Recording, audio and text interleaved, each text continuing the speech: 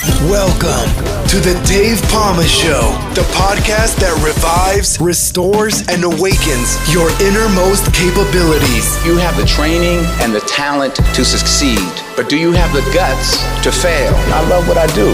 When you love what you do, you want to be the best at it. Today is about the power of you. You will change the world. Find your path to success through the journey of those who have succeeded. And now, your host, Dave Palma. Hi, welcome to the Dave Palma Show. And with me in this episode, I have a corporate trainer, author of fiction and non-fiction books, and a former online instructor. Cassandra Smith, welcome to the Dave Palma Show. Hi, Dave. Thank you for having me. I'm so excited to talk to you today. Pleasure to have you and excited to talk to you as well. And obviously one of my favorite topics, obviously, with my challenges in the workplace and with the work you do is very well, still even more needed out there, actually. So we're going to have a good conversation for the next 30 minutes around, give or take. So pleasure to have you once again. So tell me, I mean, before we go, obviously, with you, from your perspective, your publicist gave me the title "Mean Girls in the Workplace: How to Survive and Thrive." Mm-hmm. Could you elaborate more on that? Sure. So it's interesting when I hear it back, I was like, oh my God, I survived it. And I wanted to tell others how to do so as well. So as you mentioned before, I'm an educator. I taught online for 9 years, my professorship in education. And then I started working for a corporate airline. Oh, okay. Which one? Mention the name. No, okay. Don't mention it. A corporate airline. And I'm also a writer. I enjoy writing, storytelling, nonfiction, and fiction books. Yeah. So my recent book, A Confidence Slayer's Fragile Souls, is what I wrote about when I experienced the issues with the mean girls in the corporate environment. It was my first time working in the corporate environment, moving from being in an online environment or teaching online, being in the education realm to working in a corporate setting. So it was a unique opportunity because I got to apply everything that I learned in my PhD program, as well as in my experience to the corporate setting in teaching and training adults. So I was leading training. I came in as a manager, level 10. And in the corporate environment, the levels are super important as well because everybody's vying for a high level position.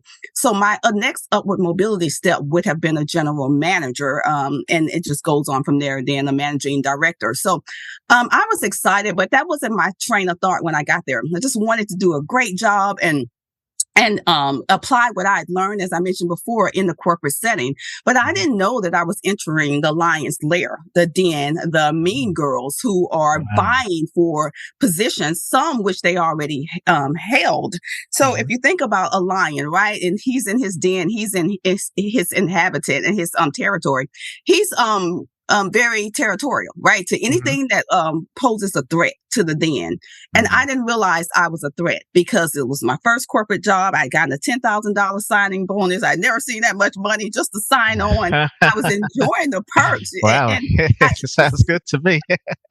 I know, right? It wasn't even my train of thought to go in and try to get a higher role. I just wanted to do my best. I've always been a benevolent type person and a hard worker. I learned that from my father. And so when I got there, I was surrounded by mean girls. They did everything in the true sense of the word, gaslighting.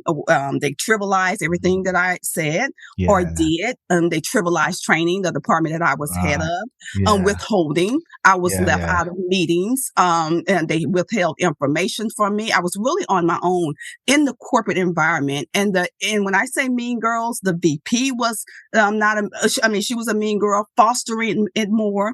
My manager, she wasn't friendly to me after the guy who hired me, he left. So I was really on my own. And then countering questions that I would get when I would make a suggestion or my ideas weren't well received. It was like, are you sure about that? It's making me question myself. So that's gaslighting in a true sense. Right. And so I worked there for the airline for 3 years. I enjoyed the perks, but I just wasn't really thriving. I didn't really getting the support that I needed. I wasn't set up for success as well. So, in the book Confidence Slayer, Fragile Souls, I titled it Confidence Slayers. Well, I originally called it Killers because that's when, you feel like you're being, slaughtered essentially. But when you're dealing with confidence, when your confidence takes a huge hit, it's hard to rebound. It's perennial. You have to do the work, to really get it back to where it needed to be. And encountering these mean girls, I was losing my voice slowly, and I didn't even realize it. So, I thought Killers, I want to be able to resurrect from it. I believe I can. So I titled the book Confidence Slayers, Fragile Souls, meaning that we're all sensitive. And that's what helped me kind of get through it as well, realizing that they were, protective, they were territorial, and they were scared of me at the end of the day. And these are leaders, are they? These were leaders, and leaders who were mean individuals who weren't inclusive. And so, I know we talk about inclusivity a lot, and it is super important, but the level of respect has to be there, even if you don't like someone. And that's what was lacking at the airline. And so, I wrote the book well, first of all, after I left, to get it out, I had to release it from my spirit because it was draining. It was draining my confidence. And then to help others, I started hearing about a lot of individuals struggling in the workforce. That is unbelievable when we spend so much time in the workforce. So I wrote it as a love letter to myself and to anyone else who is engaging with mean girls, to realize this is a thing. I don't know why we have to be so mean to each other. Yes, some of the guys are challenging to work with as well. And I thought, that it was more of a minority thing, and true to form, some of the minorities were experiencing it. The few of us that were in corporate more than others. But I realized that if you weren't in the in crowd with that particular popularity lady group, they were ladies, but they act like children, so I call them mean girls. Then it transcended color, your race or minorities, or because they did it to anyone who they did not like, who were a threat to their pride, so to speak. So, and it was challenging, to say the least of the most, but I did it. And I realized that we're fragile souls and everyone is sensitive. My sister used to say, you're sensitive when I was little. And I realized that it's easy to break a spirit, to break someone's soul, to be negative. So how do we get past that? And that's what I wanted to concentrate on. Yeah, wow. Well, I didn't realize you were actually referring to the airline industry when when you mentioned that. And I dated a cabin crew. Well, she was a supervisor actually, and she did come across a little bit mean actually. We probably didn't last it because of that actually in the past. This is a long time ago. That was Virgin Airlines. Some of you've heard about Virgin anyway. And I assume you're talking about cabin crews and things like that, more that kind of thing, because that's where the workforce mostly is, aren't they? Really. So yeah, now I can see where you're coming from with that. And in any case, obviously being a firefighter and being in the fire industry is a similar kind of hierarchical thing, and going through certain bureaucracies and things like that. So I see your point now with where you're coming from. Some of it can be, I mean, I mean, do you think it could be other messages as well? Like you said, could it be a minority thing, or is it just a female thing? Because you mentioned mean girls, or it certainly wasn't just a female thing, but from my experience, I realized that was my experience, right? And then when I started hearing others, it was, how is it that women who, once we finally get a seat at the table or a position, that we are trying to gaslight others? So it was certainly not. Some of the men were challenging too, but in that group, the females led the promotions. They would promote the same individuals. When your ideas weren't well received, it was an automatic no. Some of the attributes of a confidence slayer. They and let me go back. Actually, let me explain what my perception of confidence. Confidence is I define it three ways: by action, you can do what you set out to do. It's feeling based. You feel like you're adequate enough, and then it's presence. You know how someone say you have a strong presence online, or you see your favorite singer and they're so confident up there, you can see it. It's palpable, right? Of course, so a slayer. So the reason I called it, confidence slayer, it's anyone who diminishes that by implied thoughts, word, action, right? They make you feel as if you are inadequate and you can't do the job. So that's why I call confident slayers. So I'm with you now, yeah. It could be anybody, to your point. It could be a male, it could be a peer. I put the onus on the leaders in my book because I think it's super important, whether you are a people manager or whether you are a C-suite, to cultivate a work environment that is conducive to employers and to employees. Because handling mishandled conflict among peers. So yes, it's peer to peer sometimes, but in my research, the onus is really on leaders to do better, and that's what I'm not finding, and that's why I'm saying, it's mean girls. It could be men who are not fostering the work environment as well. But I wrote the book because I was so frustrated with how women were handling issues with other women who felt this up. And I have to say this because I would be remiss if I didn't. Most minorities, or a lot of minorities, and I think I can say that when we get a position, as I did at the airline with the perks, it was my first one. We're not trying to come in and take over. We're not trying to be whatever people automatically think a Black woman is, or stereotypical and all that. We're just trying to get in there, do our jobs, help our families, because those opportunities don't come. You're trying to progress as well, aren't you? Exactly. Exactly. Was you a supervisor? Would you go up to supervisor level or something? Or is that what it was on the airlines? Yeah. Yes. And it was my supervisors and the VP. They just cultivate, and they did nothing to set me up for success. It was they were all confident slayers. And then I called one young lady and I prayed about it because I am spiritual. I'm like, God, forgive me.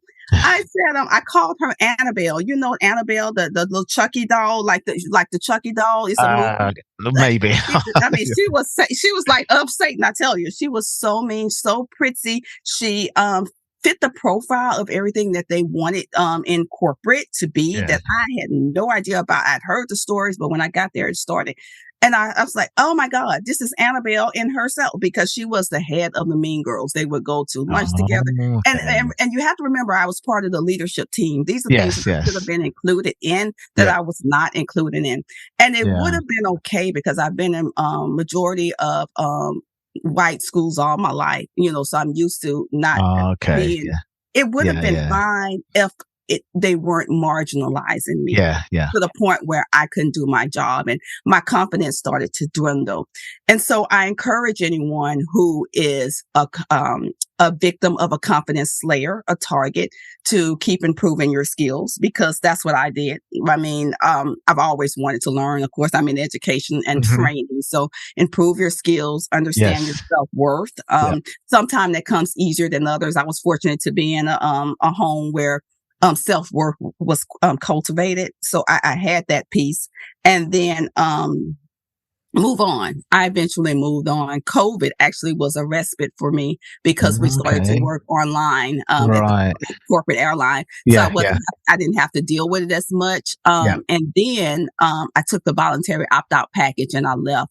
And it wasn't until I left that I realized that I was in a verbally abusive a relationship, a toxic work environment. So that's what the book is about. With the workplace, you're not talking about personally, exactly, home, not domestically. Exactly. No, no. It was, I mean, both can ruin your confidence, and it's exactly right. But both as you've mentioned, or was mentioned in the piece that your publisher said, and I know myself, is that you spend a hell of a lot of time in the workplace. So you spend a lot of time at home as well. You spend 8 hours at work, 8 hours at home, and 8 hours sleeping. So, and the sleep is important too. So if you're getting all that stuff, how can you sleep well, as well? So, it's all very important, really, whether it's a workplace or in the home. Right, exactly. And some people are abused at home, not physically, verbally.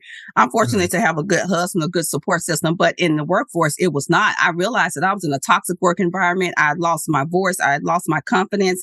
And mine was, as I mentioned before, I knew I could do the job. That wasn't it. Like I had that. I am the training person. I mean, my company helps train individuals get their training intact. And I've always been a type person that learned.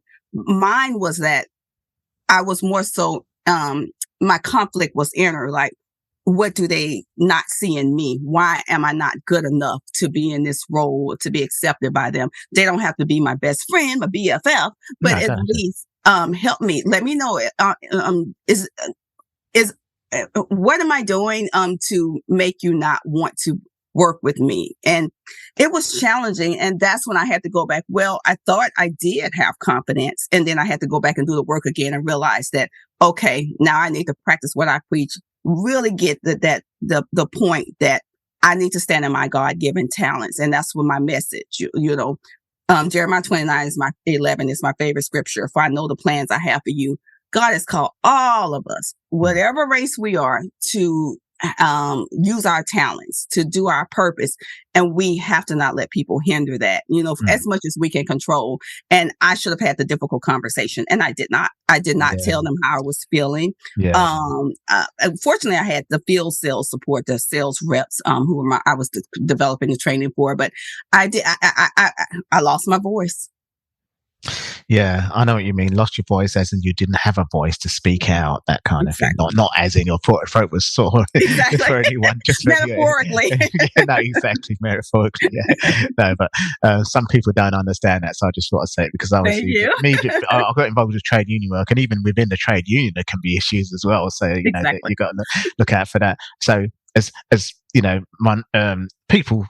Whether it's gender or minority or just a bullying culture, which it sounds like a very toxic situation that you're talking about. And I know I had to deal with that. It's a voice that you need to speak out. That's what we're really talking about here. Did you find that you did have the words? Initially, no. I had to go out and educate myself more. I even went out, to study a politics degree because I was involved in a trade union. But of course, you find factions and even difficulties there and things that don't work out quite well. Learn about the legal system, employment law, and everything else. And then obviously, my stress levels went up and. All kinds of. I wrote a book called Firefighting from Within: How to Master the Tools of Life Even During Tough Times, because I put my school days in it, with my dyslexia and things like that, which I didn't find out till I was 40 years old. So that was part of it. So yeah, there's all kinds of things going on. But yeah, I didn't initially have a voice, and all those things I mentioned, going out to get a degree, going out to write a book, which I got help with as well. Was things I had to go out and do to get that voice and create that platform. This podcast is my platform, as you can imagine, and great guests like you coming on is creating that platform to speak out about things and issues like this, It's amazing that, you mentioned all the action steps you took. And that's what it takes, action steps to rebuild our confidence again when we are the target of a confidence slayer. And I would love to say that I have never been a confidence slayer. I have. When I first started managing people, I did not give the best performance feedback for individuals who weren't performing well. I was very direct in saying, it was too direct. And I realized that I was breaking someone's confidence, and I was taking a confidence hit. So it didn't take me long to realize that I needed to do better with the way I gave feedback. Right. Yeah.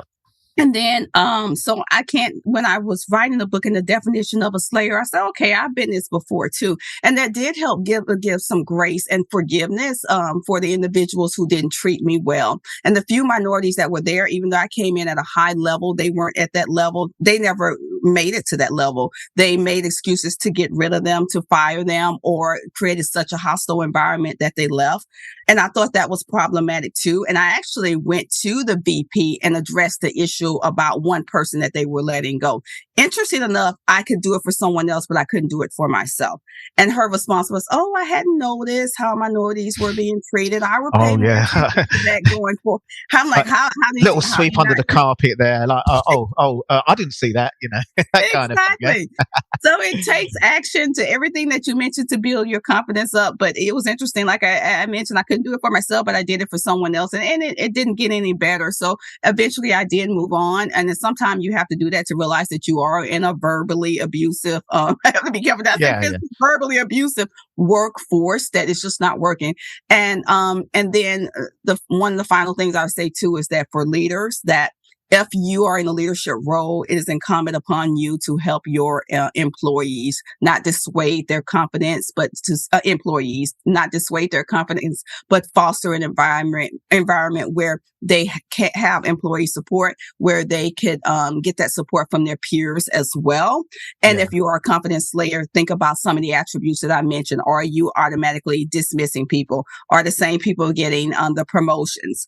Or do you have this little in crowd that you constantly engage with? If you want to like do a better, circle, look, management circles. Exactly. You're not doing skip level meetings to find out who's leading your people and not coming from the CEO or fire chief, as we say. It's coming from these little circles of bad leaders that want to get together and ruin other lives because they just don't like them. It's nothing to do with the ability to do the job.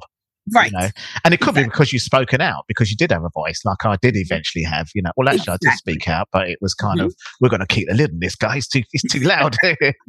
Exactly. Yeah. Wow. Okay. Well, let's find out more about how anyone, a little bit more about your book and your work before we can point people to your website and everything else. So tell us more about your book first, and then the work you do with it.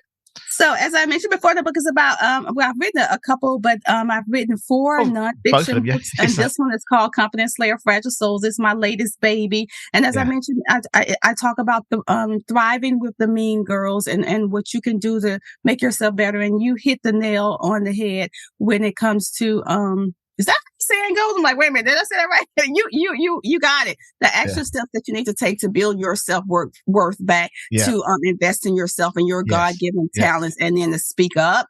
When even if it doesn't change, don't wait like I did, but really address the issue there. I don't like that you're treating me this way and that way.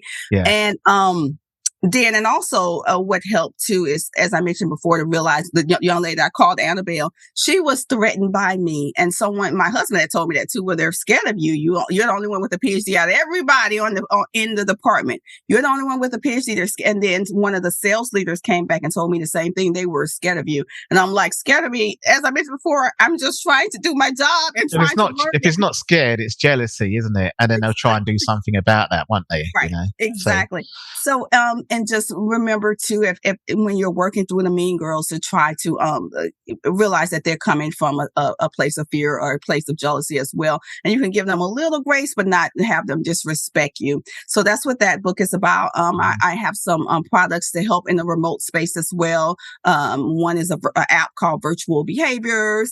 I've written some fiction books, as I mentioned before. So yes, that's me, and I love training, and I love helping individuals really get their work and their training intact, because I apply adult learning theory to training adults in the workforce, and that's my unique identifier. All right. So let me get this right. You've come off the airlines now. I think you spoke to me earlier about that. You used to work for an airline, or you're not involved with airlines anymore. No. You're actually I am free. Praise the Lord. I am free. I love that. But you're a consultant. It's your own business, because I see you set up your own website. We're going to get the name and your own company. Actually, what's the name of the company again? McBride and Smith Training Advisory Group. We do all things training, in person, training, face to face, online. We create the right suite of e-learning courses, and it's called McBrideSmithTraining.com. McBride Smith SMITH Training.com. Okay, that's great. So within that, I'm sure they'll see on that website everything that you do. But just tell us a little snippet of some of the things. So I'm sure it evolved from your experience of leaving the airline completely, or did it overlap? Did you kind of like this website and this podcast evolved? I think I did, the book idea came first, and my book came first with a website, and then this came. Is it like that? To do training right, so to speak, because when I worked for individuals, it was always, yes, but could we do it this way or that way? And it wasn't really specific to the way the adults learn. So the company idea came first after the airline, but then I heard in my spirit to write about my experience, and that's how the book came about. Because I wanted to help other individuals really thrive the mean girls when they encounter women to women conflict as a woman, what I did to try to get myself out of the muck and mire. So that the company came first, and then the book. Okay. So, I mean, because mine was an overlap. So the book was co-authored, because obviously with my dyslexia, I just didn't know how to go about writing a book, really. I still probably don't. But I've got more of an idea now. But I think you do. I think you. I think I do. I've got to get my self-esteem up a bit there. I'll go to your company and get it more. That's right. Call me. I think it would have been different if I was completely out of the organisation writing about it, because you have to be careful sometimes, don't you, with certain things. And exactly. But you could literally, write whatever you want when you leave an organisation, or but then people can write whatever they want about me. So it's kind of like you don't want that to happen. As long as I don't mention any names, it's not hard to figure out. But it's my experience. So and it was my experience. So they could all No, it's in a helpful way, isn't it? Like in the same way my book was. So it wasn't mentioned in any real names. Actually, it was self-published, my book, and when the self-published company went through the manuscript, they said, the co-author wrote about her mum in it, and said, you've got to take your mum out of that. We don't want that in there. And I said, yeah, that weren't me. It was the co-author's experience she's putting in there to help me illustrate my general theme about overcoming obstacles wherever in life, work. What we're talking about now, basically. So yeah, I had to be careful, and you still have to be careful, really, in terms of what the publishers want. But I suppose people that write these kind of tell-all books, they go to a publisher that don't mind, because it's all part and parcel. But I don't know where they'll get them, the book sales, I suppose, really. Right. You leave that to Hollywood or something. Exactly. Have my message out. Yeah. But yours is, and same as mine, is to help people, and I do a bit of coaching with it, adversity and overcoming resilience building and things like that, in the environment of wherever you are. No, that's great. That's fantastic. So, obviously, your modules is the workplace evolved straight after you left the corporate. So that was literally your next career move, wasn't it? Exactly. Yeah. Yes. Just to branch off on my own, to do training, I'd say the right way with my background and be much more succinct with busy adult learners. You really have to be able to chunk content. I apply different adult learning theories like behaviorism and andragogy and in order to help learners learn. So they're fancy words for creating an experience for the learner in order to comprehend and go out and sell a product or whatever your business is. Yeah. So what's the step people need to do before they even think about going to your website? What's the first step they need to take? Well, for leaders, if you really want to take an honest look at your training, who's managing your people, how are they showing up for work? How are you showing up for work? If you are have any other confidence layer attributes, first I would say purchase the book, read it, take the self-assessment. Both books or just that book? Exactly. The book, just that book, Confidence Slayer, Fragile Souls. Right. Because there's a self-assessment in there to evaluate whether or not you are a confidence slayer. All right. Yes. Or a victim of it. And it's for both individuals to read. And then contact me. I have some training classes on how not to lead better. In the workforce, what kind of training that you need to support your employees and who's going to eventually support your customers. So those are the steps. I would definitely encourage it, not just for a book sale, but just to see whether you are a confidence slayer, especially if you're leading people and if you've been a target of a confidence slayer, because it's an inexpensive book. You can see what you can do, some steps to get better. Right. Well, that sounds all really great to me, and you couldn't have been as much thorough and to the point as possible how you can help people out there. So, if you could just tell my listeners once more how they can get hold of you, your website, before we go. Sure. I'm Dr. Cassandra McBride Smith, and my company is called McBride and Smith Training Advisory Group. And thank you all for listening. The website is McBrideSmithTraining.com, and check out Confidence Layers, Fragile Souls, wherever you buy books, and you will learn a few things about boosting your confidence back, especially if you've been a victim of a confidence slayer. Absolutely fantastic. Cassandra, it's been an absolute pleasure speaking to you about a topic that I'm very passionate about. I still talk about these things. It's still going on, and it's been a real godsend having you on the show today. Thank you very much for coming. Well, bless you, Dave. Likewise. That's all for this episode. Thanks for listening, and remember, if you want to support what we do, then share, subscribe, and leave a review over on Apple Podcasts, or head over to my website, davepalmer.com and click on Rate Show. Well, that's all for now, but I'll see you in the next episode of The Dave Palmer Show. Follow us on Facebook, Twitter, and Instagram.